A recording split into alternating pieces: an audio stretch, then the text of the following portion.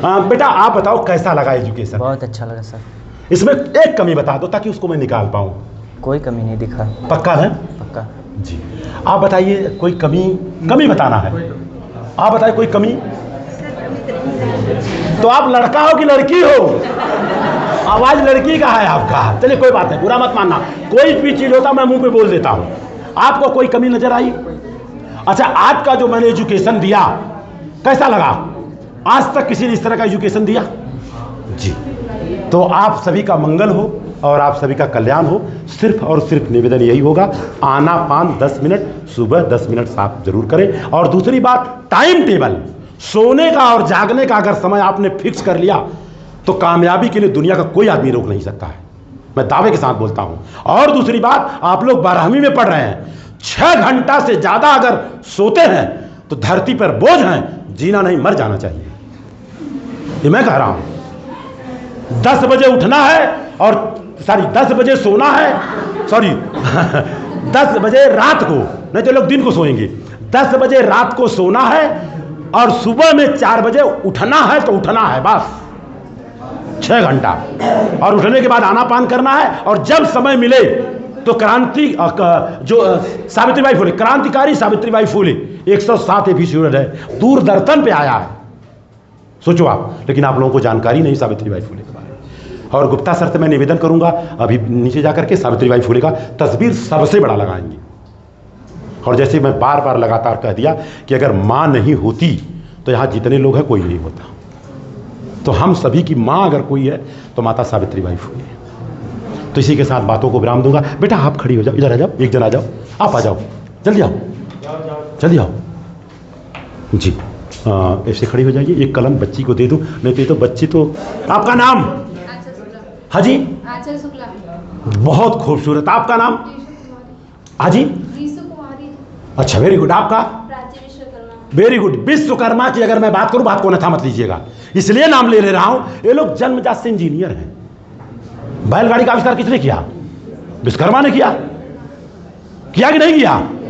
अभी ये नत्थनपुर में मैं गया था, विश्वकर्मा परिवार में शादी था, वहां बता के आया। विश्वकर्मा जन्मजात से इंजीनियर हैं। और जो प्रजापति लोग हैं, जो मिट्टी का बर्तन बनाने वाले हैं, वो भी इंजीनियर हैं। अच्छा कौन? एक काम करो यार, एक काम करो। अच्छा मैं कुछ ना कुछ दूंगा आपको। प्रजापति परिवार से हैं? हाँ सॉरी, विश्वकर्मा परिवार से। और प्रजापति परिवार से कोई था क्या? अच्छा, प्रजापति परिवार से कोई है? खाली जानकारी की, आ जाओ, जल्दी आओ। इसलिए देखो, हमें जात पात से कुछ लेना देना नहीं है, हम जाति धर्म से उठ के काम करते हैं। सिर्फ और सिर्फ सर इनको एहसास करा रहा हूं कि आप क्या हो। हकीकत सच्चाई ये है, यहां खड़े हो जाओ बेटा। हकीकत सच्चाई इसलिए मैं दे रहा हूं कि मिट्टी के बर्तन का आविष्कार इन लोगों ने किया है, किया कि नहीं किया है, जहां तक मुझे जानकारी है। और ये लोग जन्मजात इंजीनियर हैं। पहले लोग मिट्टी के बर्तन में खाते थे, मैं भी खाता था, कसोरा बनता था। आज मिट्टी के बर्तन का उठान हो गया जी। तो सारे लोग हैं। सिर्फ और आपसे ये मैं जानना चाहूंगा बहन जी आपसे, भारत का जो आन बान शान झंडा है, झंडे का नाम क्या है? कोई बोलेगा नहीं? तिरंगा। बधाई की पात्र हैं। चलिए आगे। जो तिरंगा झंडा है उसमें जो चक्र है उसका नाम क्या है? सारे लोगों को पता है अशोक चक्र है। एक जगह गया था, एक बच्चा बीएससी में पढ़ रहा था, कहे सुदर्शन चक्र है। हमने कहा यार गड़बड़ा जाएगा मामला।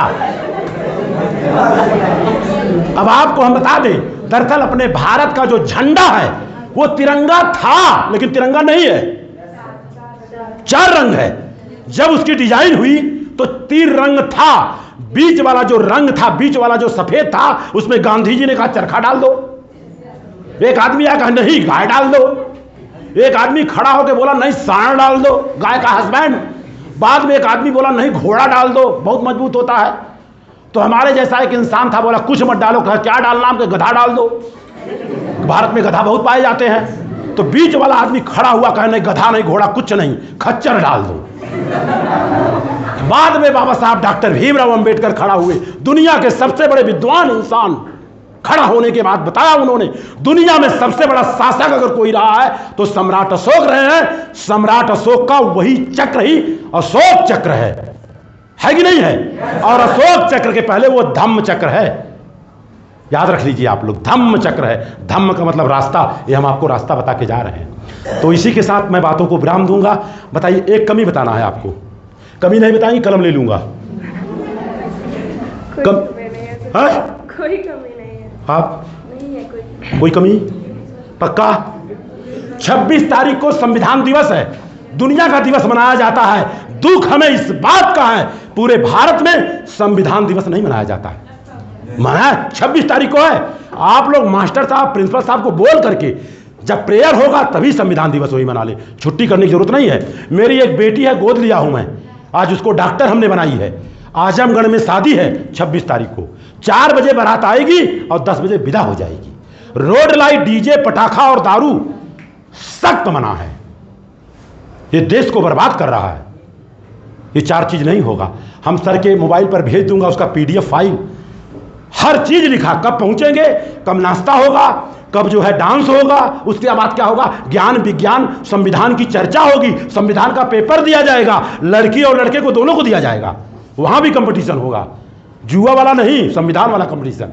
पेपर होगा 10 मिनट का, और आप लोगों को भी पेपर में भिजवा दूंगा। सर एक आध बार करवा लीजिए, 10 मिनट का है सर। तो बहुत अच्छा लगा सर। क्या संदेश देंगे सर लोगों को? आपका नाम बता दें सर, मैं ले जाऊँ, बोलिए। धर्मेंद्र कुमार यादव सर, अब क्या संदेश देंगे बच्चों के लिए सर? हम तो कहते हैं ना, शिक्षा वो शेरनी का दूध है, जो पिएगा वो दहाड़ेगा, ये बाबा साहब ने कहा है। लेकिन अपने यहाँ क्या हुआ, उल्टा हो गया। जो लोग शिक्षा लिए, इंजीनियर, डॉक्टर, वर्सियर बन गए, शहर में जाके घर बनवा लिए, दरवाजे के सामने लिख दिया कुत्ते से सावधान, और गलती से बेल मारोगे 2 पांव कुत्ता आता है।